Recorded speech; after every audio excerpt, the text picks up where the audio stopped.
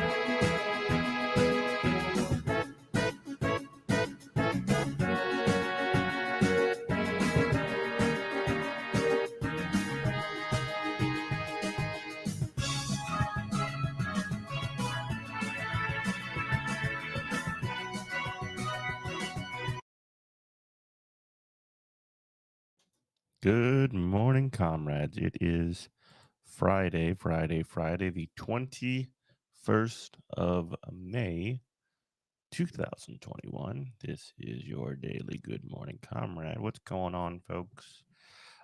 We have some decent news today. There's a ceasefire in Gaza. Obviously, the occupation will continue as it has done for the past many decades. But I actually want to kick off there in just a minute. Um, that's really the big news of today, and I'm sort of probably gonna just keep it to be a pretty chill Friday. There was a new philosophy tube video I wanted to maybe check out. We can watch that together. See, we'll see what we got. Anyway, you can. So let's just get started. Gary's not awake yet. Ginny's awake apparently. Good morning. Good morning. Good morning. We have Ginny. We have Damn it, Gary, aka G Wolf here. And yeah, so what's going on? Uh, multiple iterations of Gary here.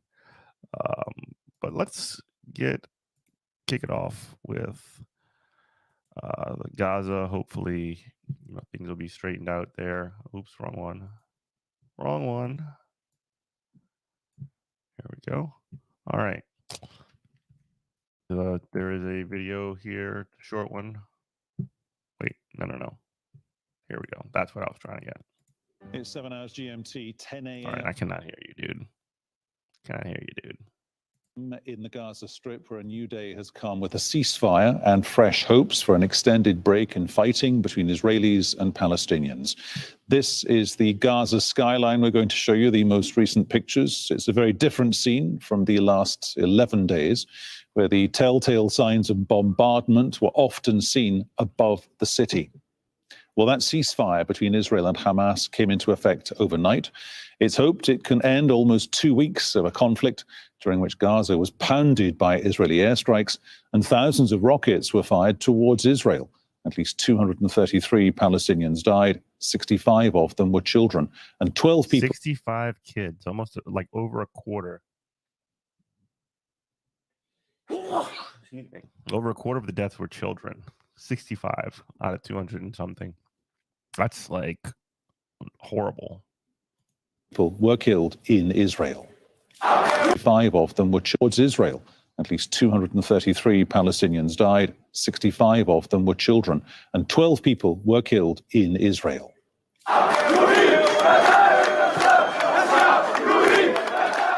This is how news of the ceasefire was received. Celebrations broke out in Gaza, Bethlehem, Ramallah, and in the occupied East Jerusalem neighborhood, which has been at the center of the most recent tensions. Families in Gaza who'd been sheltering at UN-run schools have started returning to their homes after the ceasefire announcement. Many fled to the schools on the outskirts of Gaza City. The UN says nearly 60,000 people have been displaced. Our correspondent, Yumna Al-Sayed, joins us live. It's great news that the active bombardment is over with. That's very, very good. We're sort of like put in the position where, okay, now we're just having, the normal horrible occupation of Palestinian territory. That's been going on, since 1947. But again, at least people aren't actively being bombed is a good thing. There's actually going to be a couple of protests this weekend or demonstrations in New Orleans. And the original, concept was, the protest, the violence of the Israeli government. They will be continuing, I believe, tomorrow and Sunday. They're going to take on a slightly different tone, I think, just in light of the ceasefire. There's going to be probably a little bit of a change in messaging, but I mean, I'm not so sure about that. I'm not involved in the planning of any of that stuff, but that's just sort of my what I expect. So yeah, that's good. from Gaza. Yumna, we can see the rubble there behind you. And once the happiness at this news begins to filter through, the rebuilding operation is going to cost hundreds of millions of dollars, surely. Yes, Peter. I mean, this is another neighborhood where I am now in Beit Hanun, and the neighborhood has been massively destructed. So many civilian homes here have been destructed, and not only that, I mean, infrastructure also has been badly destructed here.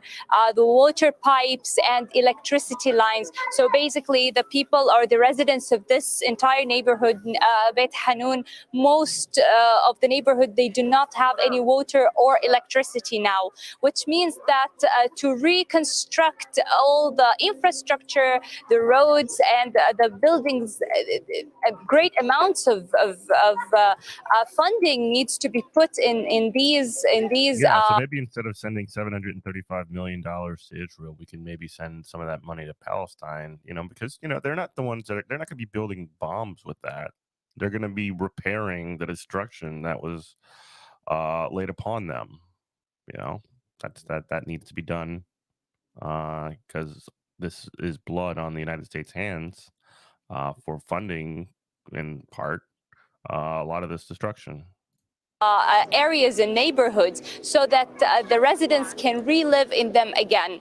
Now, the problem is these people have moved back to their homes because of lack of all humanitarian aid and services at UNRWA schools, but are now lacking the basic essentials of life in their homes. Okay, Yumna, thanks very much. Yumna Al-Sayed reporting live for us there out of Gaza. Harry Fawcett joins us live as well from West Jerusalem. So, Harry, the narrative, both sides claiming a victory here, is being built hour on hour. That's right, yes. I mean, the Israelis, to start with, are saying that the civilian restrictions that have been in place, especially the ones very close to Gaza, are now being lifted, apart from schools. They're saying the military emplacements will stay there for several days, monitoring the ceasefire.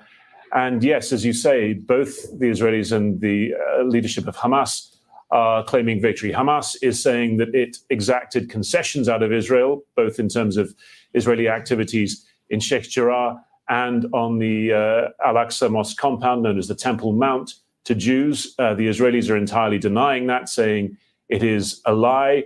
The Israeli line is that Hamas has been put back by years. That's what the defense minister, Benny Gantz, says in terms of these strikes on the tunnels, on missile production, on senior commanders too. In turn, Hamas is denying that, saying that there are men proudly striding through the tunnels as we speak.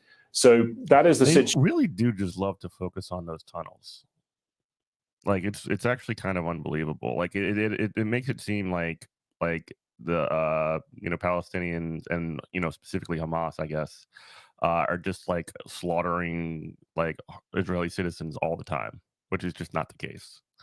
Situation in terms of the victory claims, there is a political criticism of the government of Benjamin Netanyahu from the right. Oh, by the way, I will mention this later on, but I believe I'm going to be appearing on Kenzo's show this Sunday.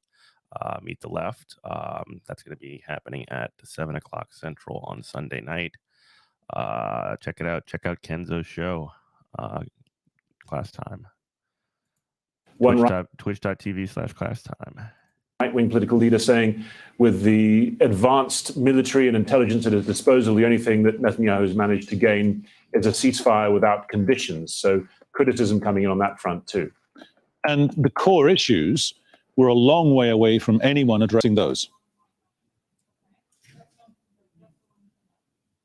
Indeed. I mean, we've seen this kind of cyclical nature of these escalations. The smaller ones, maybe every few months, these very big conflicts, maybe every few years. But that is me slipping on my usual Central Time supremacy position. Yes, I mean, putting aside the claims of victory on either side, it does look like things have merely pretty much gone back to where they were before all this. The things that have changed, I suppose, is for Hamas. It is a way to say, look, we have the people on our side. There are these huge celebrations, not just in Gaza, but also in the occupied West Bank, in occupied East Jerusalem, and in some areas of Palestinian-Israeli concentration within Israel as well. And so in its political competition with Fatah, which dominates the Palestinian Authority of President Mahmoud Abbas, you can see after the cancellation of the election. I mean, what I see out of most people right here is relief, more than anything. I mean, I guess the fact that you're not, worried about airstrikes coming and happening in your neighborhood, after the past 2 weeks had been, that had been present, and that no longer being present is, a pretty huge deal. I've never been quite under that, that kind of, I've never been in that situation, but that's sort of like what I imagine people are feeling right now. Actions by Abbas just a few weeks ago, that this can be seen as some kind of victory on sort of bold political calculations. But those calculations have to be set aside what the cost is. Similarly, with Israel saying that it has managed to set Hamas back, we're talking about many people dead, many families grieving, and a huge economic civilian cost to what's taken place. Harry, for the moment, thank you very much. Harry Fawcett there for us in West Jerusalem. Well, the US President Joe Biden welcomed the ceasefire, saying his administration worked tirelessly behind the scenes. Gabriel Elizondo has more now from Washington. Okay. Worked tirelessly behind the scenes whilst also approving $735 million in aid specifically for Israel. I mean, come on now. Washington. President Joe Biden had come under increased pressure over the last week to do more to try to stop. We talked about that yesterday with Rashida Tlaib confronting Joe Biden on the tarmac getting off of Air Force One. There's been significant pressure, more than I'd ever seen before, for members of Congress, specifically people like Rashida Tlaib, who I just mentioned, Ilhan Omar, surprisingly and welcome, Ayanna Pressley, who had some history of giving money to Zion, receiving money rather from Zionist groups, and she sort of changed her tune in a lot of this. Cori Bush was fantastic. The squad people for the most part were excellent. Bernie Sanders as well made some really good commentary about this. As far as Congress people, preachers in Congress go, I had never seen that much pressure from people in Congress in support of Palestinian human rights and their lives in this time. I'd never seen anything like it before. Hopefully we can sort of build on that kind of power, because I mean, again, I mentioned this multiple times already. The sort of, I might be wrong on this. I might just be in a bubble. But it feels to me like there's been more support just sort of generally in public for Palestinians as well. Just seeing that they didn't have the big marches of, Zionists saying that, Israel has a right to defend itself this time, as I remember from definitely in 2014. So I think we're in kind of a significantly different place than we were 8 years ago. So, I mean, take that for what it's worth. Maybe 6 years ago, 7 years ago. I mean, take that for what it's worth. It's not like, a victory. I mean, I guess it is a victory in a certain sense. It's not like nothing is over, I suppose, but it's a very, very different dynamic than it was. It seemed a lot more hopeless then. The violence, particularly with progressives within the If y'all disagree with me, please let me know, because I don't know, I might just sort of be in a bubble here. Democratic Party, who were calling on Biden to pressure Prime Minister Benjamin Netanyahu to pursue more aggressively a ceasefire. So ultimately, when Biden did announce this ceasefire, he wanted to show that the U.S. was very much involved in it and wanted to take some credit. We've held intensive high-level discussions, hour by hour, literally, Egypt, the Palestinian Authority, and other Middle Eastern countries, with the aim of avoiding the sort of prolonged conflict we've seen in previous years when the hostilities have broken out. I believe the Palestinians and Israelis equally deserve to live safely and securely and to enjoy equal measures of freedom, prosperity, and democracy. My administration will continue our quiet and relentless diplomacy toward that end.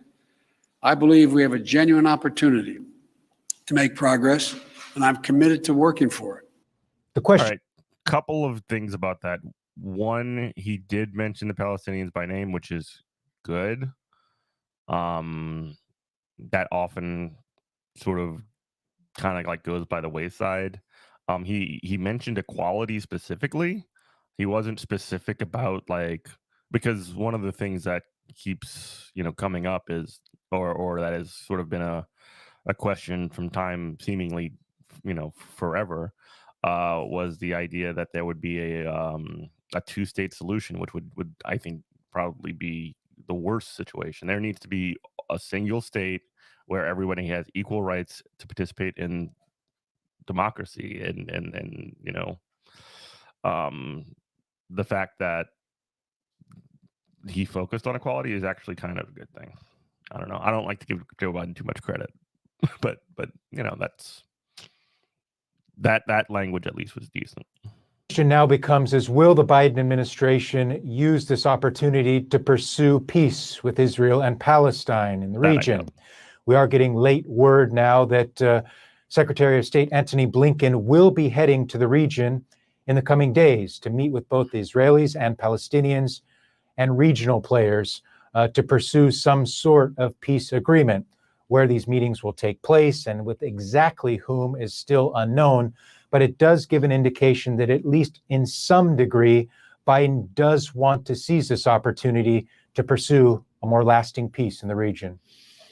Well, Omar Badar is a political analyst and member of the National Policy Council at the Arab American Institute. He says Washington has been complicit in prolonging the conflict.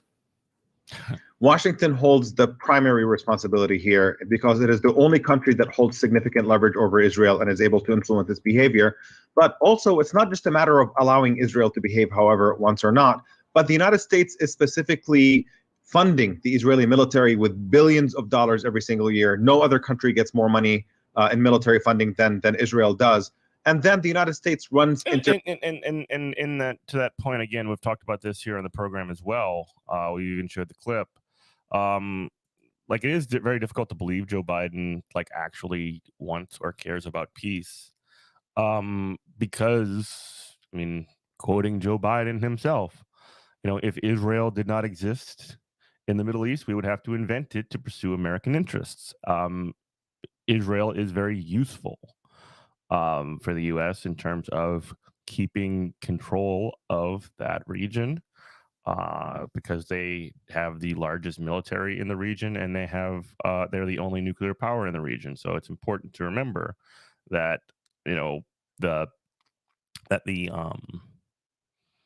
what the U.S. is doing here, for the most part, now in each micro situation things might be different. However, for the most part, that is the objective, is to maintain control in the Middle East. Interference at the United Nations by using its veto more than 40 times to block resolutions that would hold Israel accountable at the United Nations. So in effect, the United States is complicit. It is responsible for the fact that nobody can hold Israel accountable for its behavior, and that has to change. And we are seeing that it is beginning to change with that energy in the Democratic Party now, with the discourse shifting substantially within the United States, more celebrities speaking out in defense of Palestinian rights, and members of Congress now from President Biden's own party demanding that he hold Israel accountable and have a different kind of politics. Things are changing. People are becoming much more aware. There is much more energy within Congress itself at this point, where people are not afraid to speak up in defense of Palestinian rights and are not afraid to challenge the Israel lobby's influence in Washington, and are demanding that the Biden administration make good on its claim that it's putting human rights first. If the Biden is going to claim that human rights come first in American foreign policy, then you cannot continue supporting Israel's oppression and crimes against Palestinians. Well, the UN Secretary General has urged both sides to respect the truce and renew dialogue to bring about reconciliation and an end to division.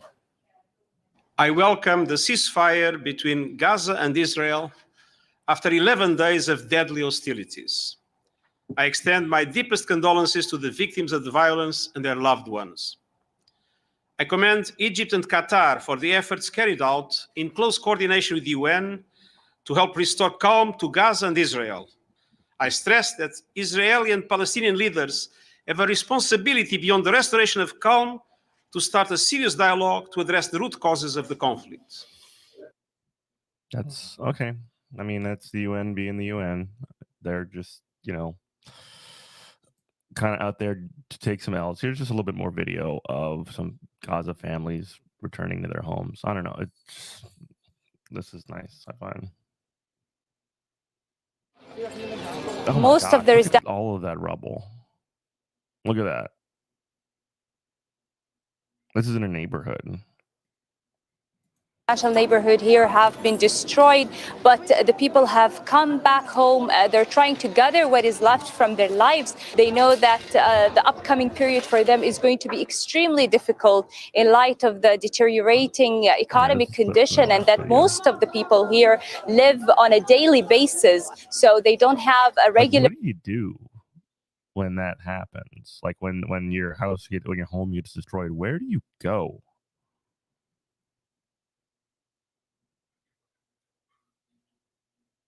I don't know. I mean, I guess they would. Like, I just don't quite understand like what happens to these. Like, do they just go live with a family? There's no like welfare state to help people that are, just made homeless by this kind of destruction. Income or a regular salary. صار ندبات ورا بعض ما عرفناش وين الدبك. الحين باب الدار مسكر علينا. بدنا نعرف وين الدبك، ما حدش يعرف وين الدبك الا الدنيا حمرا تفش علينا. لما تفش حمرا الدنيا نحس الدول هيك تلخلخن فينا. وهالصغار يصرخ ويصوت وش يكبر وش يصيح وش يصرخ. So anyway, yeah. There is a ceasefire. That is good news, but like I said before, the occupation continues. There is, it's just, nothing is over. This is the kind of thing that pops up every couple of years. I mean, the last big time it was, like I said before, was I think it was 2014, where this was a really huge issue. But yeah, this is where we're at. Alabama is trending. What's going on here? Officer convicted of a murder of a suicidal woman who called for his help was still employed by the police department. What? City of Huntsville says it can't talk anymore about Officer Darby's job status until his leave status changes. He was facing termination hearing May 24th, was able to change leave status, and now hearing is on indefinite hold while he's on accrued leave with pay. Okay, I need to find out what's going on here.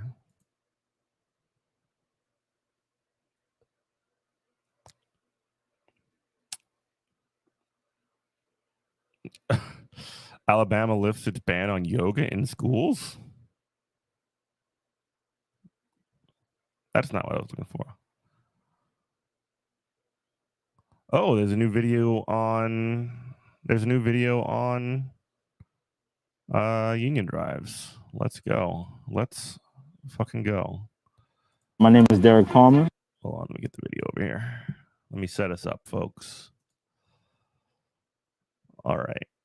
This is from More Perfect Union. This is they've been doing some actually really great reporting on I first found out about them. They're a fairly new outfit, I think, but I first became aware of them during the Bessemer, Alabama Union Drive, which unfortunately failed, but there was a lot of really good stuff that came from it.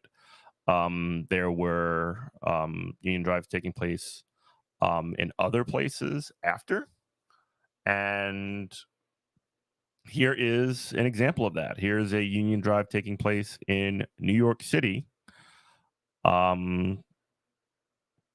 So let's take a look. Now, I'm a current Amazon employee at JFK 8 in Staten Island, New York. We're here on the ground trying to organize the Amazon union. If we had a union, we would have people to stand up for the people that can't stand up for themselves.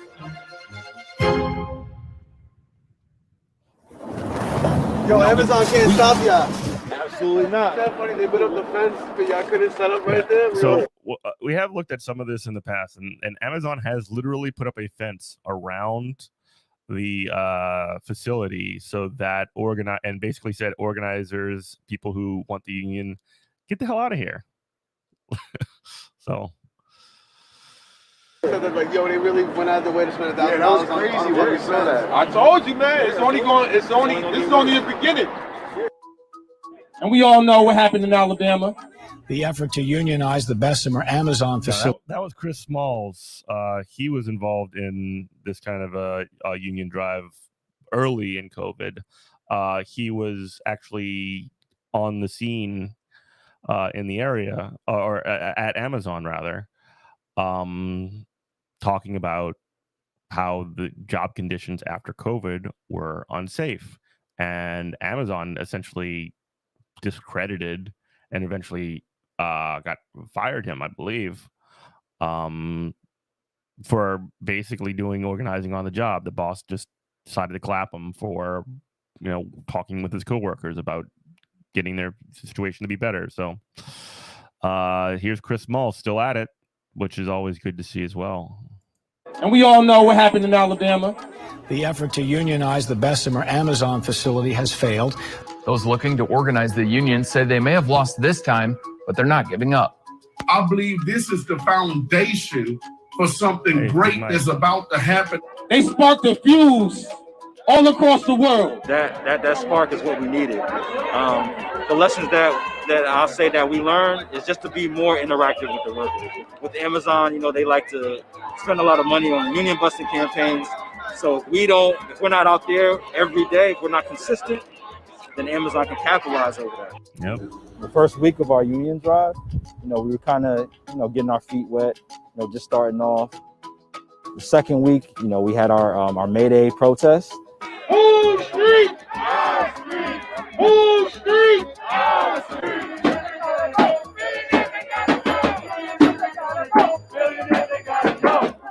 And the third week, we had our barbecue. Come on over, man. Park on up. Come on over. It's free food. We wanted workers to eat good, number one, because working in Amazon, the food options are horrible. And number two, we wanted them to get all the information about the union. Well, I think it's cool that they've had some food out here today. Just shows some commitment. And plus, the other thing is people could smell that food when you're cooking it. So it sort of, can draw people in. I know it takes a lot to be out here, however many hours a day dedicated to this cause, The food, very much do appreciate. I'm not going to lie. After my shift and the labor that I do appreciate it. Takes 3 weeks to get grill pilled.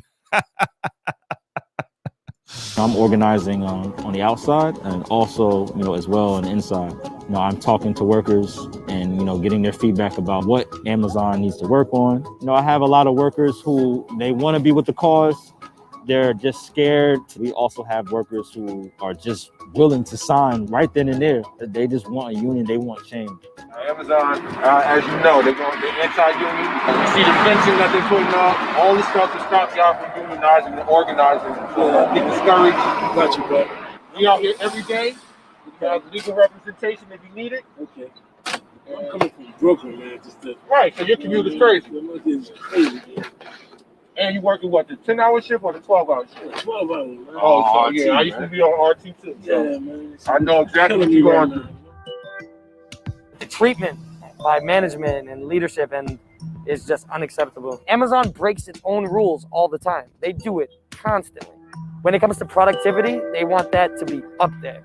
Safety kind of takes a back seat for a little bit, but when they want to get rid of people, that's when they bring it right on back. They say, oh, you broke safety protocols or this, that, and the third. Everyone knows it's a complete load of bull. The breaks are really fast because part of your break is also walking to the lunchroom. And the facility is big, and our break room is all the way on one side, and our location that you're in could be all the way on the opposite side. Yeah, that's something that was present in many of these sort of things. When the workers in Alabama, when they were going on their union drive, which, by the way, they're still appealing all of the union busting that Amazon, rolled out during that time. But anyway, like these warehouses are huge, and it would take about 5 minutes or so to get to the back break room on your break. You have a 15-minute break, I think it was. So essentially a third of that is walking to the break room, and a third of that is walking from the break room. So essentially get a 5-minute break. Side of the facility. The same thing with the bathroom. If you take your time going, the managers are gonna come say something about it, but it's like you have to go so far just to get water, just to use the bathroom. Females having to pay for pads and stuff in the bathroom, that bothers me too.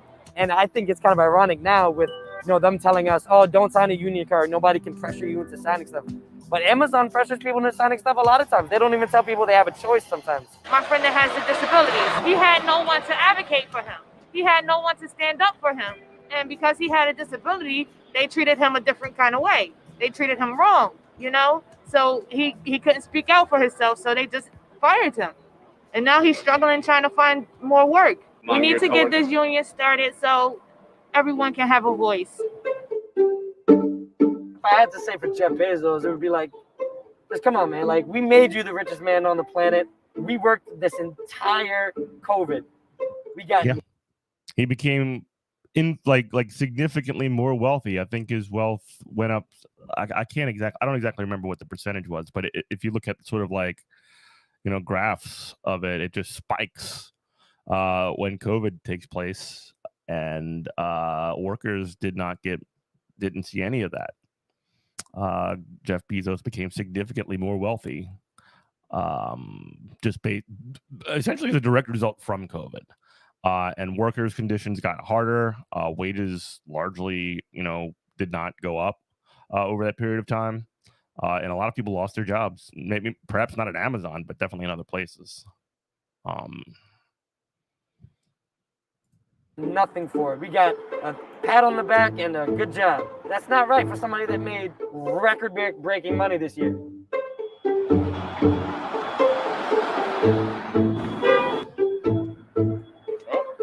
Got him. I'm fishing. I got you, brother. We started organizing right next to the bus stop.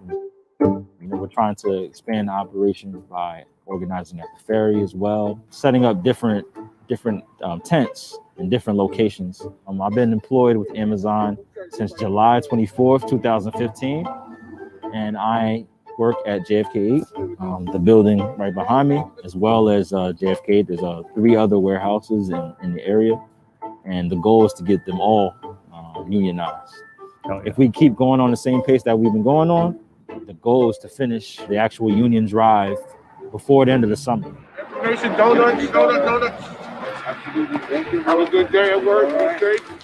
I know most people are for it. They're all blue-collar people. Some of them had parents that were in unions, My dad, he was in a union because he worked for the steel company that helped build the World Trade Center. They pretty much helped him with everything that he needed as far as with his job. Before I worked here, I worked at Stop and Shop.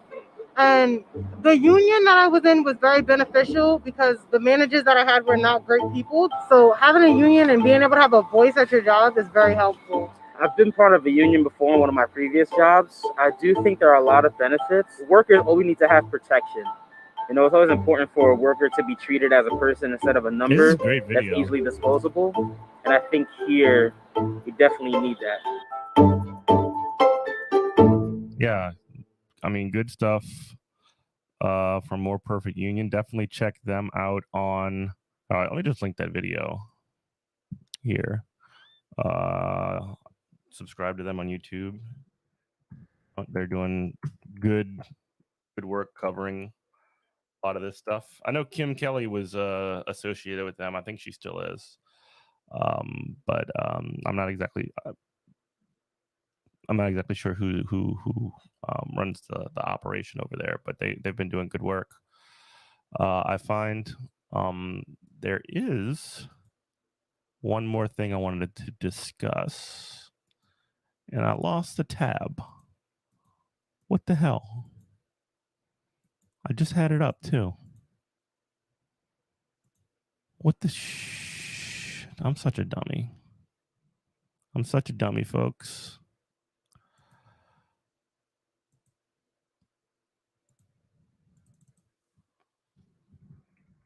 That's fine. All right. Regardless. I closed it when I was just like, I don't know, I'll click around too much. But anyway, there is, this weekend, we talked about this quite a bit on the show. This is what I wanted to talk about. This weekend on the show, I will be doing a Saturday show. That's tomorrow. I will be doing a Saturday show, and part of that, at 8:30 on our Saturday show, I will be making a guest appearance. I'll be simulcasting this out on our channel and on the Valley Labor Reports channel, because this weekend they are going to be hosting a event. I've talked about this already, for 1,100 striking mine workers out in central Alabama, the Warrior Met facility. They're holding a 48-hour stream. We talked about this with David on the show, actually. And I don't know who does their art for their artwork for these flyers, but I love it. It's really great. Dixieland and the Proletariat podcast. Max Alvarez, who I got to reach out to. He actually has been really cool helping us get the word out for the show lately. Kim Kelly, Lee Baines and the Glorifiers, Mike Cooley and the Drive-By Truckers, Drew Morgan, DJ Lewis, the Trillbillies will be there. Sam Cedar from the Majority Report. Oh, nice. People from Labor Notes, Hamilton Nolan, Left Reckoning, Strike Wave, the Magnificast, Cooper Caraway, Randy Bryce, and more. And if you look, stream all weekend, 48 hours, 54 hours? Did they go up? What's going on here? It says 54 hours right here. 10 a.m. today. So essentially an hour after we go off the air, you should go to the Valley Labor Report YouTube right here. Wow. Jeff Bezos' net worth went up $75 billion during COVID. That's insanity. That's so much money. Wow. Oops. Yeah. So here's the lineup. Mine workers and their families, Labor Notes, Southern Workers Assembly. Yeah. Alabama AFL-CIO president. Yeah. Max Alvarez. Tonight. I mean, this is just like a complete and utterly packed with content right here. And if you look right here, the one part you're not going to want to miss right after Sam Cedar is me. Oh, I got a good lead in too. People are going to be watching. But yeah. There we are. 8:30 tomorrow morning Central Time. If you're watching here, you can tune in. I'll be talking with the crew, with Jacob and David, and I believe the other fellow's name's Adam. I haven't met him yet, but we've actually talked with both Jacob and David on the show. I would highly recommend checking out those episodes, especially the one with David. That was a really fun conversation that we had. It was our podcast episode that went out prior to the one that dropped yesterday. And that one was also really good because we had Elron Mexico on there, who's just the best dude. So check those out. You can find those on our YouTube channel too. But yeah, this is exciting. And it's for a good cause. I've already given my $20 for the workers out there, show support for the Kenzo's going to be on there. Oh, I'm selling him short too. He's watching. But Kenzo is scheduled to be on there as well. I believe it was at night, at like 1 a.m. or something like that. Like he's doing the graveyard shift. Where is it? Kenzo, 1 a.m. to 3 p.m. 3 a.m. That's a good little late night graveyard shift block. That's good times. It's past my bedtime, to be clear. I'm such a pawpaw about that. But yeah, that's gonna. I mean, I'm pumped about that. That's a G Wolf time slot. Do you ever sleep, dude? Do you ever sleep? Because next stop for Kenzo is right out with Greg Gutfeld. Oh no. That show doesn't come on anymore though, because it got replaced by like Gutfeld with an exclamation point in the Garfield font. You sleep 4 hours a day? Oh my god. Oh geez. I don't sleep great, but I sleep better than that. I'll sleep better than that. Here's what I wanted to talk about. This is the last little bit. I wanted to kind of like jump into this article. The article from Sarah Jaffe, friend of this program. She is a former guest, future guest at some point in the future. We love Sarah Jaffe on this show. But yeah, the fight for 15. This is some coverage that they're doing, that they're confronting. So that seemingly never-ending, interminable messaging that small businesses, I guess you could say, are rolling out is that nobody wants to work anymore. So this is from yesterday. So if the fight for 15 confronts the labor shortage narrative, strikers are walking off the job today, seeking dignity at work at a time when business owners want a reserve army to accept low pay and bad conditions. That's excellent framing. Precious Cole first went on strike when one of her co-workers at Freddy's Frozen Custard and Steak Burgers in Durham contracted COVID. She and her co-workers said they were told that they would have to quarantine for 2 weeks unpaid or provide proof of a negative COVID test, which, by the way, wasn't even protocol at the beginning. This was in where did it say? It didn't say when. And I remember early on during COVID, the protocol was that if you were showing symptoms, then you would essentially take the test, yes, but also quarantine for 2 weeks because tests were not coming in a timely manner. They were also, a certain amount of unreliability, false positives, false negatives, things like that.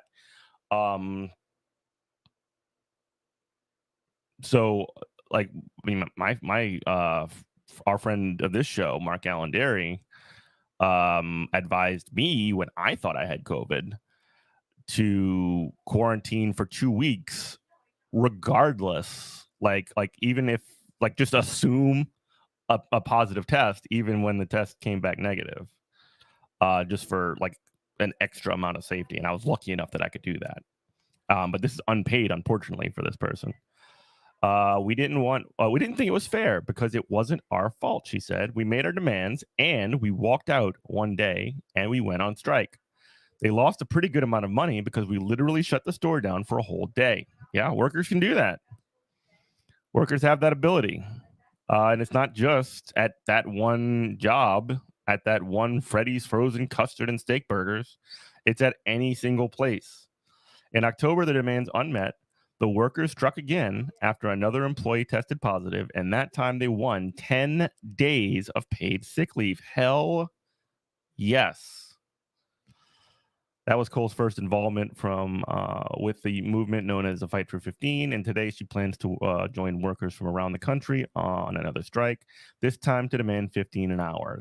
This strike comes as the U.S. is reopening, as mask mandates are being rolled back, and following the CDC's latest guidance, bad guidance, by the way, as the complaints have risen about people who don't want to work in restaurants because unemployment benefits are too generous. But it's years of no pay raises, poor work conditions, and lack of respect, Cole says, that drive people away from food service work. Yeah. I mean, it doesn't pay good. It's hard work.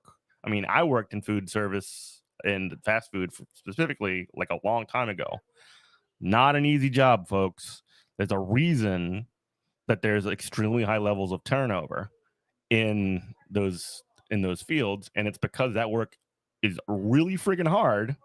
You get zero respect, and it doesn't pay shit. Why would people go back to a job that doesn't treat them fairly, that's paying them poverty wages, that doesn't want to hear anything they have to say? She asked. We are the ones in the trenches making the decisions for your company. We're making the foods for your company. We're dealing with your nasty customers with a smile on our faces. That's right. They have to deal with all of the Karens, folks. These are the people that have to deal with the Karens. We're the ones that go home every day tired. So, yeah, exactly. Cole is 34 and spent many years in the food service. At one point, working full-time while homeless, unable to afford shelter. She's now living with her mother, who was recently hospitalized with a blood clot in her lungs. Oh, God. She was offered 14 at McDonald's, but she made the most she's made as a fast food worker, benefiting from an improving economy and new fortitude among food service workers to assert their rights. But she's still going on strike to demand more. Good. That's good. This is well laid out. Governors are acting upon the narrative. The governor. Okay, so yeah, okay. So in 16 states, as of this reporting, governors have decided to refuse to expand unemployment benefits. What they're saying is nobody wants to work anymore. We really need to get people off of these benefits, these unemployment benefits, because it's preventing people from going to work. Well, yeah.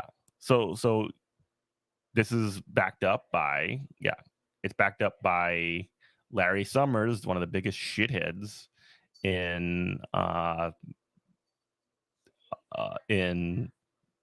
Obama administration. He was an economic advisor, I believe it was, to Obama. So the narrative that the governors are acting upon seems to have been begun with local news outlets, which ran an almost cut and paste version of the same story from Georgia to North Dakota, Montana to Texas, Alabama to Ohio. Small business owners can't find workers, so they might be forced to close. Unemployment benefits and compensation from other businesses makes it hard for the little guys like us, the owner of a, quote, high-end French restaurant in Eagle, Idaho, told reporters. This discourse has of course been amplified by the usual suspects on the national level: Megan McArdle, Fox Business, and the New York Post, and of course Larry Summers. In Youngstown, Ohio, not far from Lordstown, auto plant that was shuttered in 2019 despite community protests, apparently now nobody wants to work. The plan was brought by an electric vehicle factory, but while its signs are out front, the New York Times noted the company hasn't begun hiring the union workers it promised it would assemble its trucks, even as it recently listed openings for an opening chef and fitness coach. Wow. At Lordstown, workers made it from $27 to $31 an hour. The article that features local restaurant owners calling people lazy doesn't tell us how much these stranded restaurant owners are offering.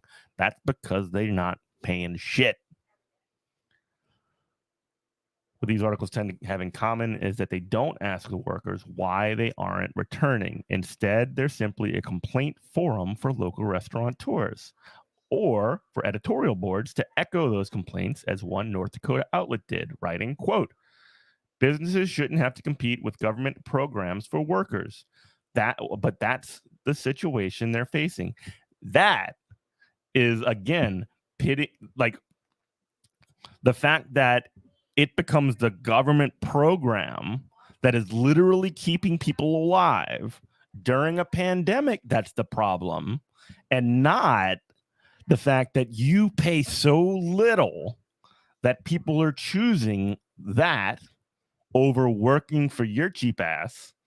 That sounds like a you problem. But this inverts the reality. When these businesses are expected, what these businesses are expecting is for government to ensure that they have a workforce ready and willing to accept low wages that restaurants pay, and the customer abuse that comes along with that job. And they rarely acknowledge that this is far from the optimal time to work in food service, as mask mandates are disappearing while the percentage of people who have been at least partially vaccinated varies wildly from state to state. The vaccination percentages are lower in Republican-dominated states, where governors are slicing away at unemployment benefits. As the Economic Policy Institute noted, higher vaccination rates correlate positively with increased employment. Wow. Isn't that shocking?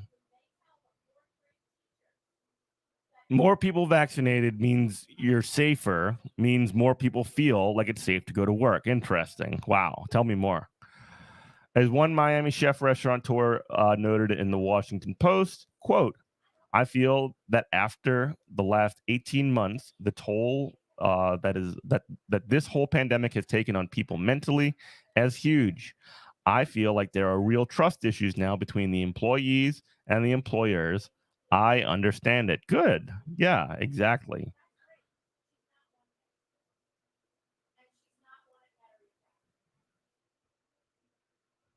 Can't entirely blame this on an irritating media trend. Conservatives are doing what they've always wanted to do since the beginning of the pandemic.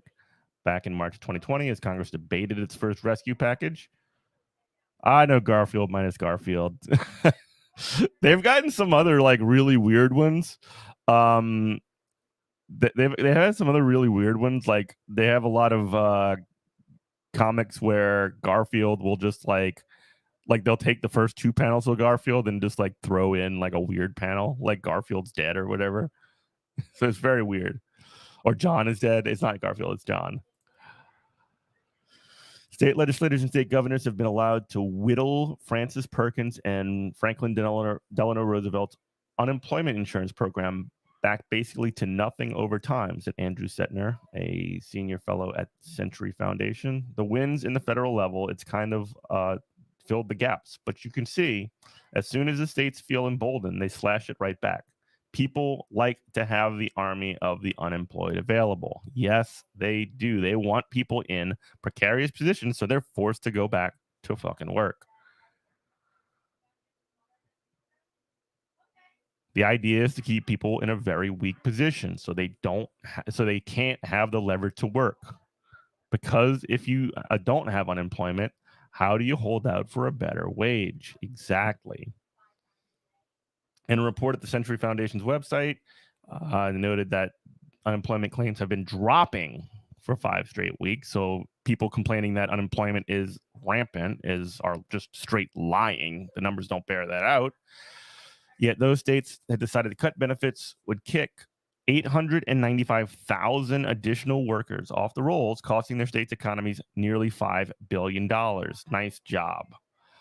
Money from federal benefits flows the very same local benefits that are complaining not about being able to find workers, while costing the states nothing. Most states, aided by encouragement from Biden, have already reinstated the temporarily waived requirement that workers receiving unemployment benefits must be actively looking for work, which kind of assumes, like, the assumption that is being made by the Biden administration, at least rhetorically, is that people aren't doing that, which is like there's no evidence of that.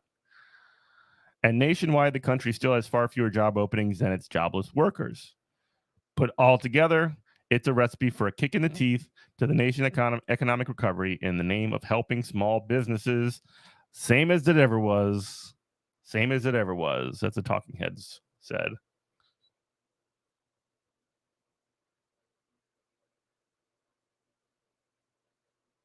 Food service work is at once women-dominated and low-paid and requires a regular scheduling, which left its workforce struggling with child care issues even before the pandemic, and that's made worse, Sentner noted, as at the time of the year. Summer is always the hardest time to find childcare because schools are closed and centers tend to offer less hours. That's why this is, I think, a particularly painful move. Yeah. And, you know, on that point too, like I know in Louisiana they're actually trying to make some moves towards like year-round school, which is, I think, part of that. The motivating factor is the fact that summer makes like childcare a lot more difficult or whatever, and employment rates go down. Cutting workers loose from their employees meant that those same workers had less incentive to return to the same job. As one Grub Street article noted, many former food service workers did what the unemployment system encourages them to do, finding other work that they might prefer to riskier food service. The system incentivized bosses to treat workers as if they were disposable, but those same bosses are angry that their workers seem to view them the same way. Yeah.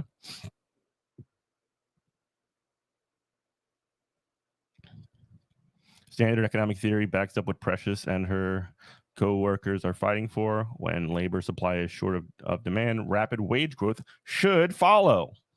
Functioning labor markets, noted Bivens and Gerholtz, should make up for lowered quality of food service work by paying a premium to induce workers to accept those worsened conditions.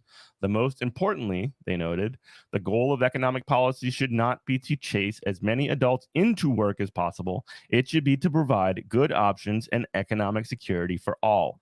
That is awesome. That is exactly right. It's worth remembering that our unemployment system and most of our social welfare policy is, in fact, designed to push people into paid work. The complaining employers are actually reflective of the long-standing goals of elected officials.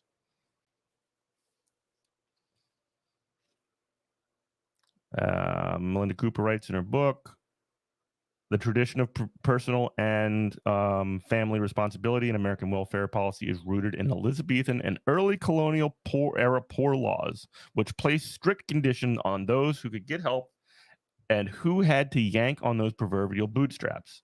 In Regulating the Poor, Francis Fox Piven and Richard Cloward argue that relief policies, particularly in periods of crisis like the pandemic, are designed to tamp down on the possibility of civil disorder and also reinforce work norms, not just the one that one must work in order to be worthy of money, but to maintain inequalities and determine, quote, how some people are made to do the harshest work for the least reward. Yep, it self-justifies.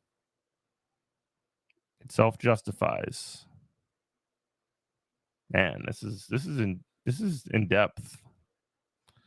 The massive protests and riots last summer in the wake of police killing of George Floyd in Minneapolis reminded us of the kind of civil disorder that policymakers wanted to avoid in expanding unemployment and sending that out stimulus checks. Now that employers want to reopen and the protests have shrunk, the paring back of unemployment benefits was entirely predictable. But the interaction between these two needs, order and cheap labor, also means that pared back benefits also work to punish those who might have been part of those protests. In other words, it's not an accident that black workers will bear the brunt of the cutbacks. Yeah. We've tried everything except treating our employees fairly. That's not possible. That's not an option. Exactly. Yeah, moving on. We see this as far back as the Depression. As historian Robin D.G. Kelly writes in Hammer and Hoe, black women were removed from work's progress administration relief roles when demand for household labor grew, pushing them to take kinds of work that administrators thought that they were naturally suited to, based off of,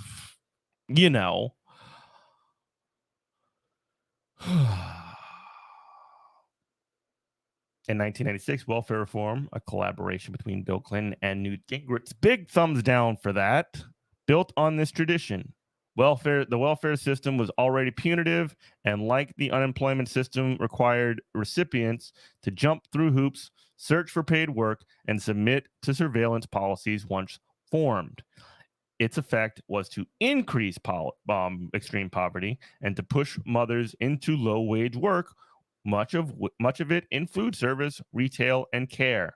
Those jobs, as Precious Cole and the thousands of fast food workers, strikers rather, remind us, don't pay, and given any other choice, workers might avoid them. You are being pushed into those jobs because the shitty situation that you're being forced into, folks.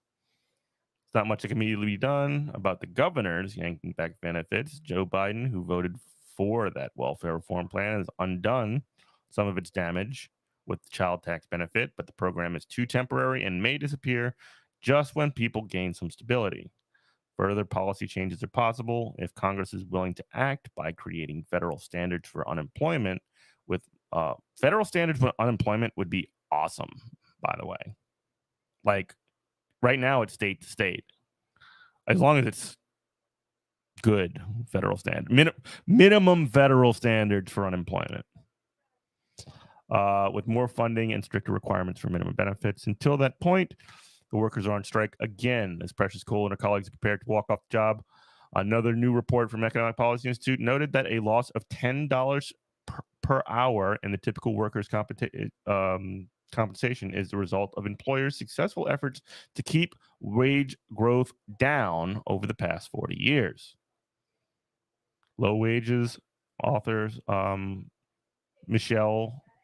Larry Michelle and John Bivens wrote, are a policy choice, or rather the result of combined policy choices over decades that have contributed to a weakened position workers are in today.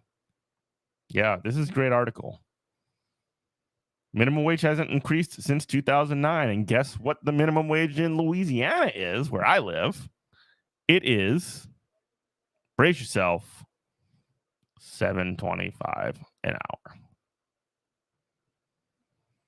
Now, which is the federal minimum wage. It's worth 17% less now than it was, thanks to inflation. Raising the minimum wage is popular, but Congress, including some Democrats, still refuse to give Cole and the 32 million others what they've been asking for. Even $15 an hour is not a living wage in most of the country. $15 an hour to start, basically, said Cole. We're going to stand in solidarity. We want the 15. We want a union so that stuff like this can't happen and that we have a voice. This is us letting them know that we're here to stay. We're going to good article, great writing, great job by Sarah. She's always doing work on these kinds of things. People need, the entire unemployment system as it exists is in place to force people to go back to work as quickly as possible. It is a pain in the ass to deal with it. It is a huge pain in the ass.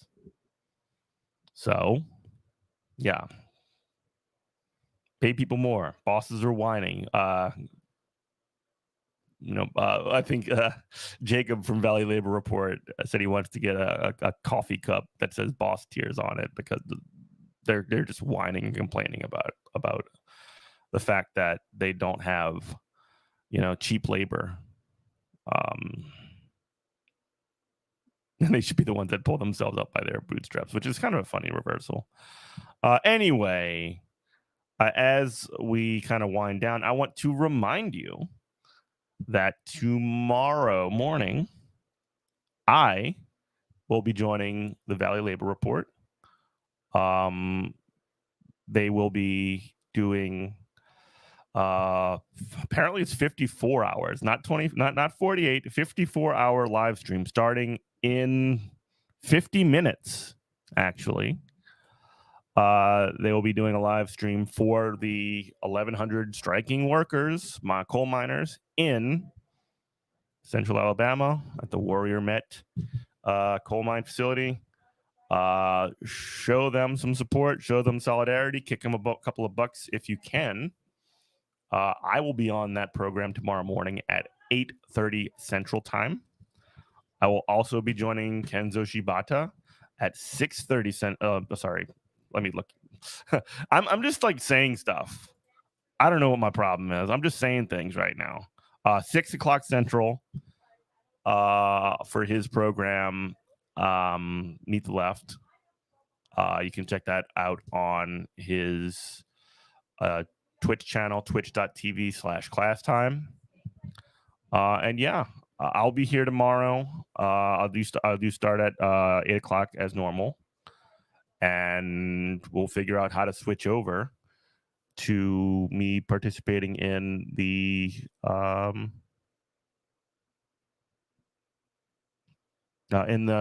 stream, in the fundraiser. It's gonna be great. I'm excited. It's gonna be a lot of fun. So I guess, yeah, anything that anybody else want to say on the way out? If subscribe to the Patreon, patreon.com/Good Morning Comrade.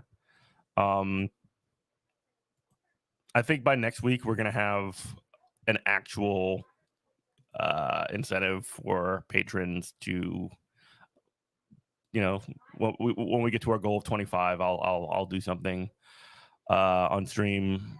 It might be paint my nails. It might be, wear cat ears. Just tell me what it is. There's no low that I won't sing to get just a little bit of money to make this show sustainable. So anyway, thank you all for watching.